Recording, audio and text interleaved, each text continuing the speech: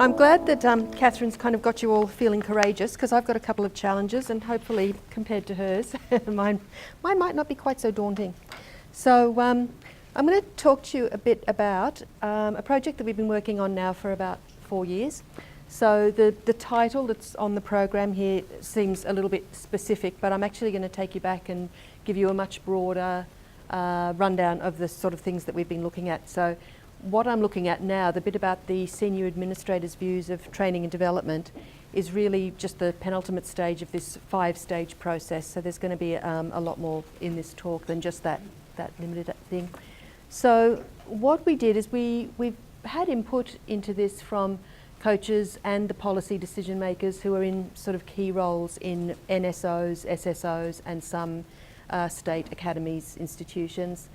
And how it began was from some conversations that I had with people who were reporting just how difficult it was to find coaches, particularly at the high performance level. So what they were reporting was that it wasn't necessarily too difficult to find coaches working with their younger or recreational or participatory athletes, because often those people either came from, well, first of all, they really only needed a fairly rudimentary grasp of the sport anyway, but also many of them came from family members or from perhaps people who were working in physiotherapy, things like that, so it wasn't too difficult. But where they did have difficulty was when they started getting up into the high performance sector. So this is basically the 5 stages. So the first one was that we spoke to coaches and we asked them what they believed their preconceptions were and then what the reality was when they started coaching athletes with disability.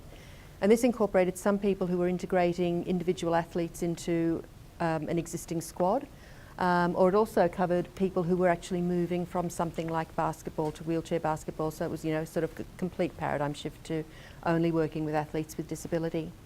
And then we asked them about their training and professional development. So what they felt was missing, what would have sort of prepared them a bit more. And then we spoke to the administrators, and the idea of this was to get a view about whether there was a good alignment between the administrators and the coaches. So we wanted to know, did they really have a good grasp of what the coaches were going through? And so to do this, we sort of paralleled the factors that influence recruitment and retention. So basically we were asking in terms of recruitment what sort of preconceptions they believed that the coaches had. And then in terms of retention, that sort of paralleled the reality. So what was it about having athletes with disability in their squad that kept coaches working in that field? And then again, we then asked them about the training and professional development that they felt was available, but also what sort of support they provide for that. And then at the moment, I'm just doing this sort of comparison and analysis stage, although of course that's sort of been, happening all the way through it. So those are the sports that we had participation from. As you can see, the first few, swimming, athletics, cycling, triathlon, equestrian and wheelchair basketball were common to both groups of people, but then we did have a few other sports that were limited to only one group. And so the things that we found, so in particular the negative preconceptions, it was reported that they felt there was an enormous amount of stigma associated with coaching athletes with disability. And this, in fact, it was, one of the quotes was that they believed that only nice people would do it, that hard-nosed, career-oriented coaches probably wouldn't want to take somebody with a disability into their team.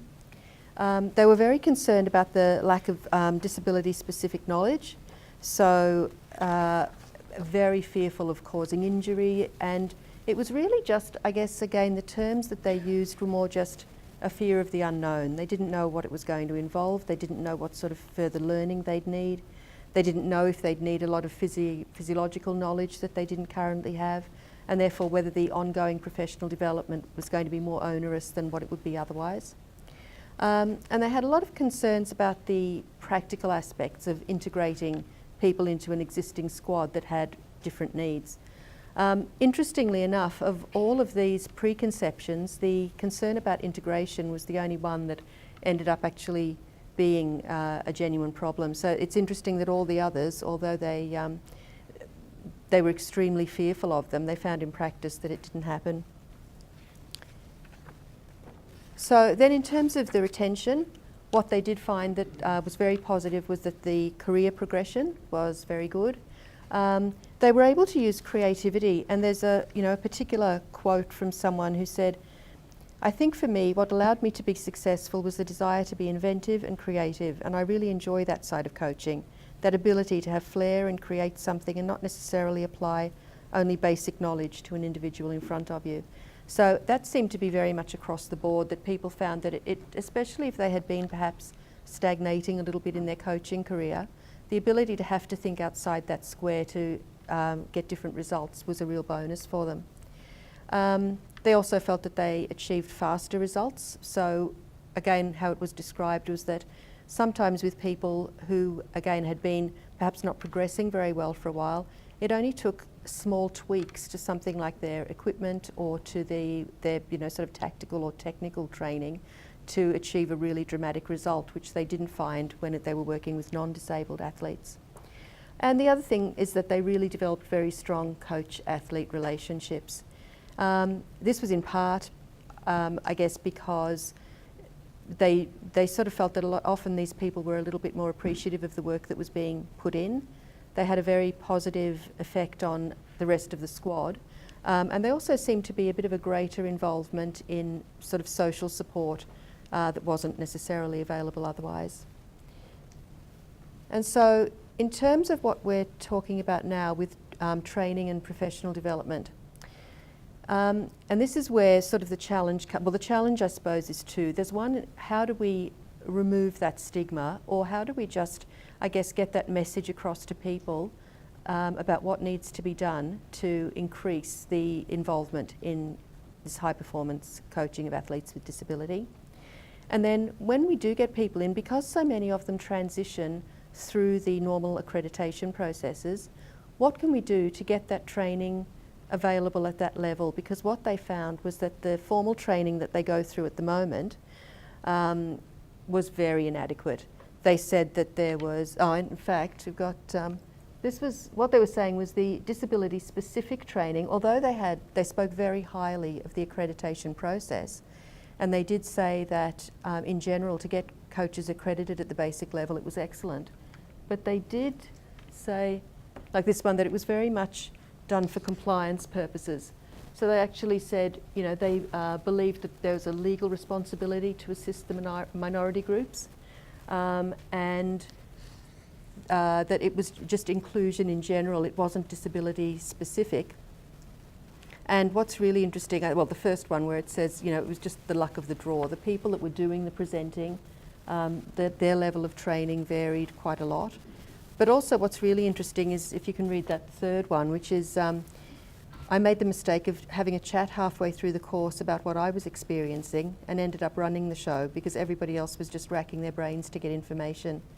So it really appeared that, the people that were delivering this training, the complaint was they were often using very basic materials. The materials weren't really, hadn't sort of kept up with progress in other areas, and so there was a lot of concern that they just weren't getting the training that they needed. And then in terms of, sorry, excuse me 1 minute. So the formal training is one issue, and as I said, that is particularly important because that's where you get the grassroots information out to people. That's where you really have that captive audience of coaches who are already working with a lot of athletes but maybe haven't thought about what might be required to incorporate athletes that have disability. But then the other thing that they talked about too was that collegial collaboration was really far more valuable than any formal training.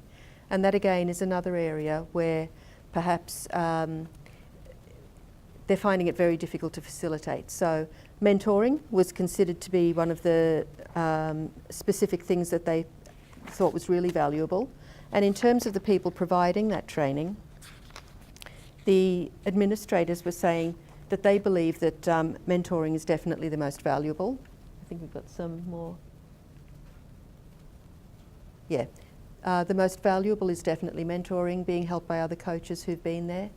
And again, as you can see from those quotes, people are saying that they were very fortunate to have those mentors.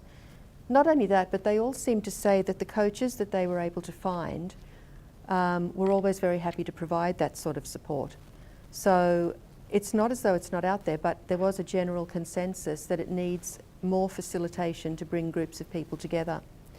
And I guess it's the administrators who really are in that position of responsibility where they perhaps have the ability to do that but might not be doing it as well as the coaches would like.